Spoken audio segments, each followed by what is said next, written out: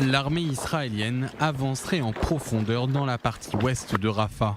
Appuyés par des avions de combat et des drones, les chars israéliens auraient pénétré dans 5 quartiers de la ville dans la nuit de mardi à mercredi. Au cours de l'opération, 8 Palestiniens auraient été tués.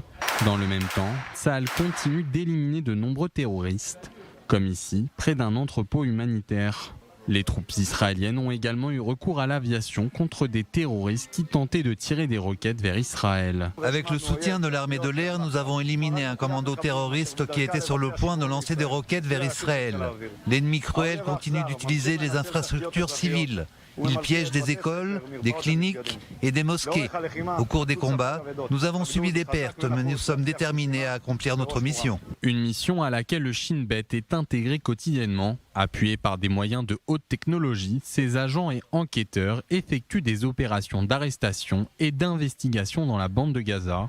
Ils y mènent des interrogatoires de suspects afin d'aider les soldats engagés dans les combats à poursuivre leur mission.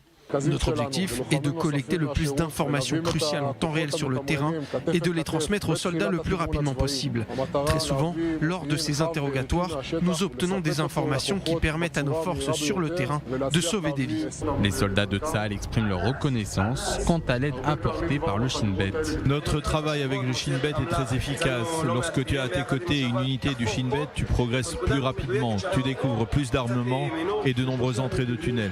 Les agents du Shin Bet entendent poursuivre leur mission aussi longtemps que nécessaire. Des vies humaines ont été sauvées. Nous avons un très fort sentiment d'accomplir notre mission et je resterai ici le temps qu'il le faudra afin d'obtenir toutes les informations nécessaires et d'aider les forces de Tsahal jusqu'à la victoire.